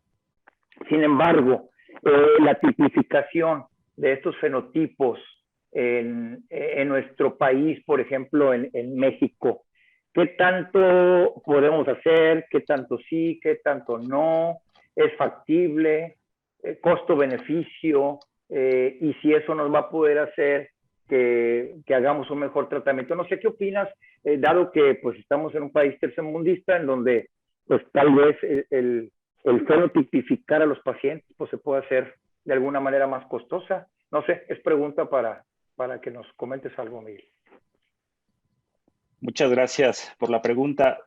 Sí, la respuesta es que en la era de la medicina personalizada, con el advenimiento de los medicamentos biológicos que pueden controlar mejor a los pacientes, se hace indispensable la fenotipificación y hacer endotipos de los pacientes para poder establecer un tratamiento más dirigido, como se ha demostrado por muchos estudios. En México, poniendo un poco en contexto esto que nos dices, pues lamentablemente no existe un solo centro en este país que pueda realizar un análisis de esputo inducido. Entonces, pero sin embargo, esto no significa que no sea factible, que no se pueda hacer. Hemos ya intentado, estamos haciendo algunos esfuerzos. El doctor Nair nos ha ayudado, me ha ayudado específicamente para poder intentar implementar esta prueba aquí en México. Entonces, ¿de qué es factible? Es factible. ¿Qué es costo-beneficio? Por supuesto que es costo-beneficio. Son medicamentos biológicos que ya tenemos disponibles en este país y que son muy caros y que utilizarlos de manera indiscriminada sin identificar un rasgo del que se puedan beneficiar. Ahora, estos casos clínicos, identificando características que hacen que un paciente sea respondedor o no, y pensando en estos conceptos nuevos de fármacos modificadores de la enfermedad, donde el principio ya no es atender la crisis, la forma aguda, sino el principio es ver al futuro el comportamiento, cómo se puede modificar el pronóstico de esta enfermedad. Entonces, la respuesta es necesario fenotipificar, hacer endotipos, no a todos los pacientes, no al paciente que recién debuta con asma y que tiene un comportamiento leve, que responde bien al tratamiento con esteroides inhalados, no a ese paciente se le van a hacer todas estas pruebas, se le van a hacer a estos pacientes que tienen un comportamiento grave de la enfermedad.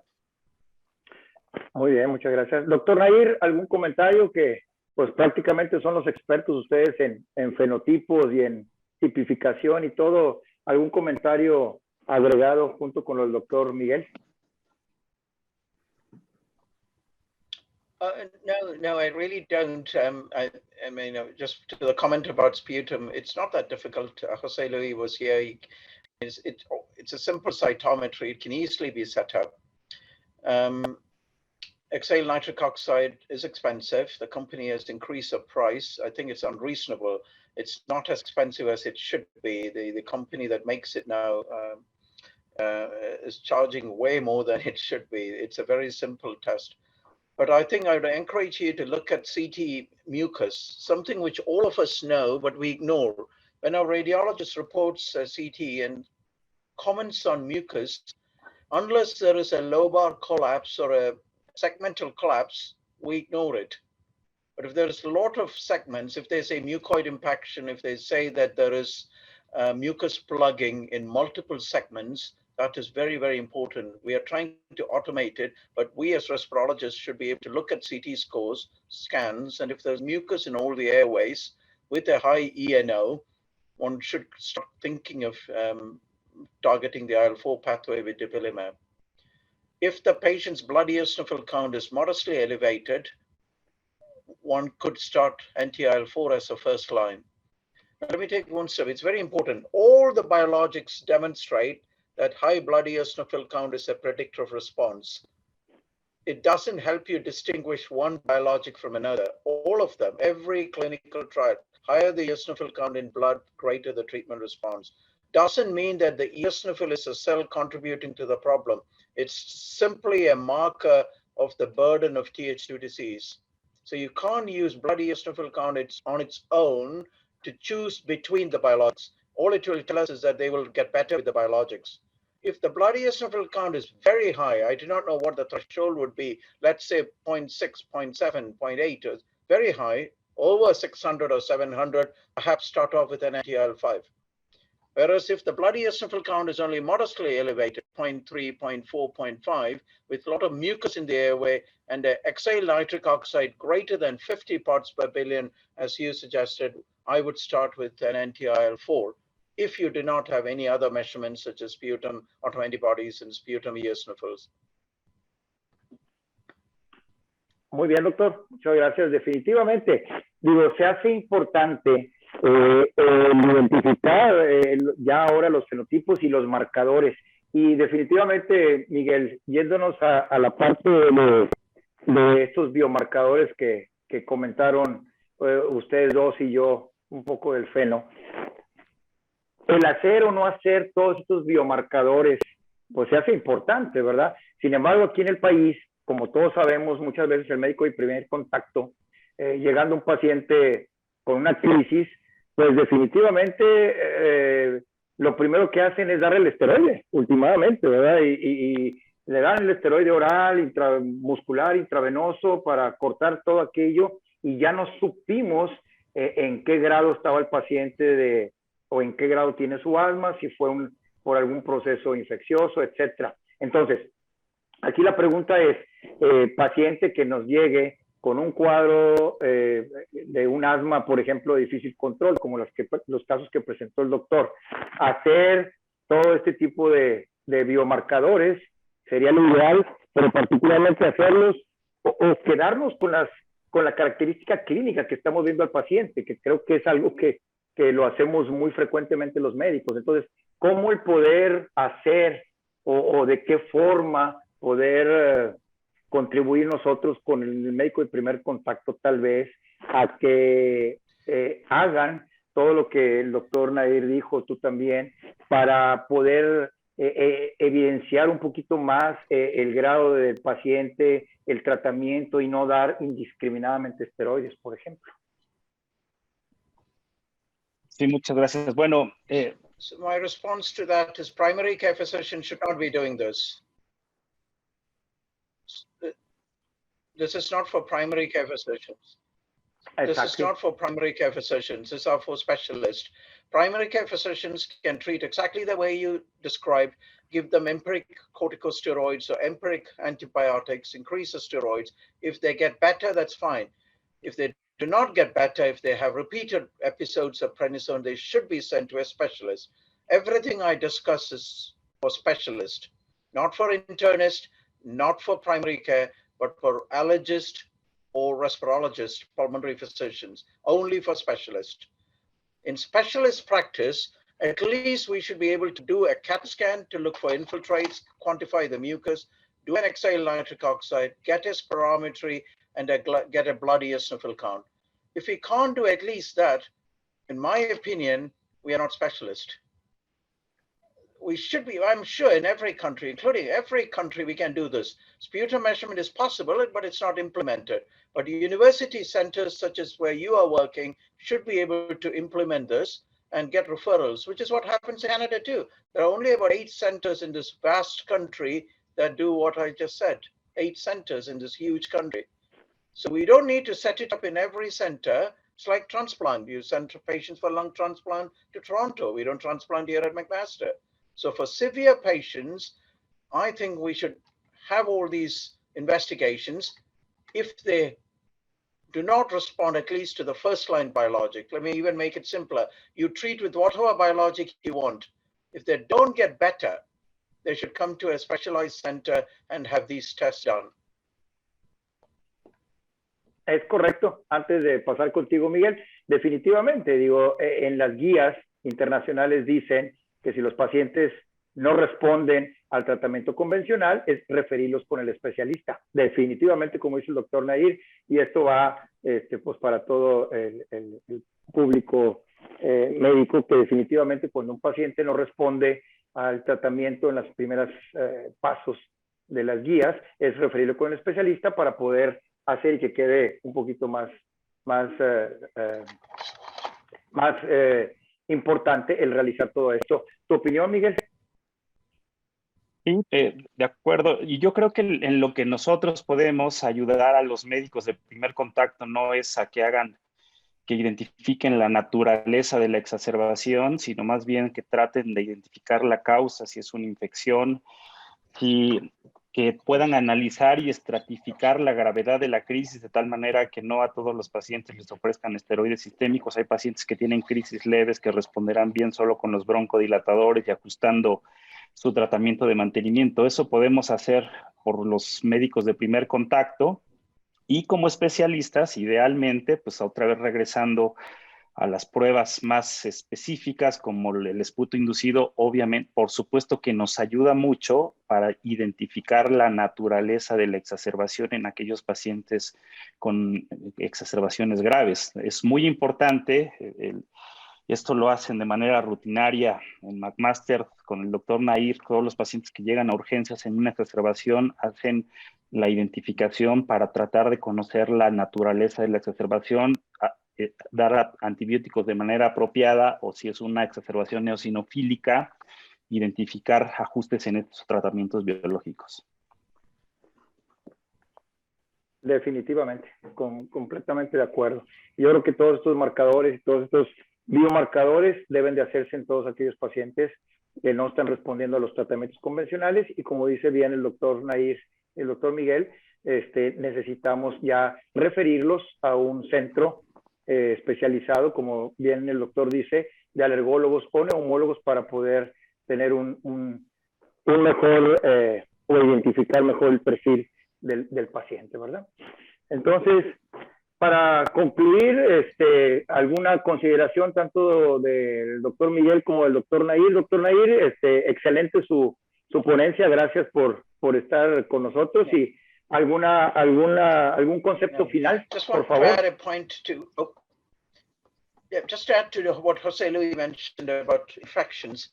So in our practice, about 20% of patients with severe asthma who come to us with exacerbations or on high-dose prednisone are inappropriately treated with prednisone. Their exacerbations are due to infection. Now, we've got a manuscript that should come out online next week, that the most common causes of infections in these prednisone-dependent patients are acquired immunodeficiency, low IgG due to the high dose of corticosteroid, and as Jose Luis mentioned, CFTR heterozygosity. And there is a paper now today, last week in Pediatric Pulmonology from the SARP network, reporting exactly the same prevalence. About 15% of patients on prednisone-dependent asthma with infections have a CFTR heterozygosity. All we need is to put them on some hypertonic saline, decrease their infection, and we can get them off the prednisone. We have now started doing exome sequencing to identify unrecognized primary immunodeficiency disorders in these prednisone-dependent patients who get recurrent infections.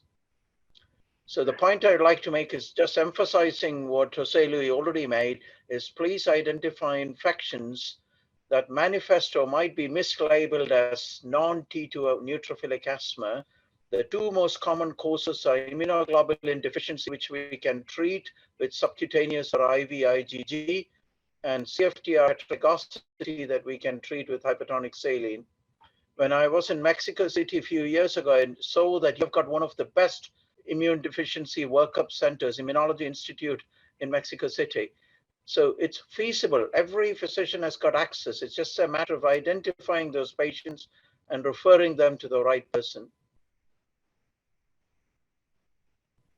Muy bien. Muchas gracias, doctor Miguel. Para cerrar, ¿algún concepto? Sí, muchas gracias. Bueno, agradecerles a ustedes, al público que está, al doctor Nair, por supuesto, como siempre que aprendemos mucho. Pues solo decir que esta medicina de endotipos tenemos que familiarizarnos con ella. Se puede hacer, es algo que es factible de hacer aquí en México, es solamente intentarlo, siempre se va a poder hacer, de tal manera que no podemos cerrarnos las puertas a nuevos conocimientos. La medicina respiratoria está yendo hacia ese camino. Es necesario que estemos más familiarizados y que pues este tipo de seminarios nos ayudarán mucho para estar en contacto y mantener actualizada la información. Muy bien, pues muchas gracias. No me queda más que agradecerle al doctor José Luis Miguel Reyes y al doctor Nair por su excelentísima participación de ambos. Y sin antes mencionar a toda la Sociedad Mexicana de Neumología y Cirugía de Tórax que hacemos posible este simposio, y a la compañía Sanofi que amablemente nos apoyó para el día de hoy. Y todos nuestros participantes, todos los médicos allá en casa, les agradezco mucho que hayan podido estar con todos nosotros y nos vemos mañana, Dios mediante, en el cuarto módulo de lo que respecta a las... A todos, que tengan muy buenas noches y aquí nos despedimos. Gracias. Right. Gracias. Thank you and good night. Thank you.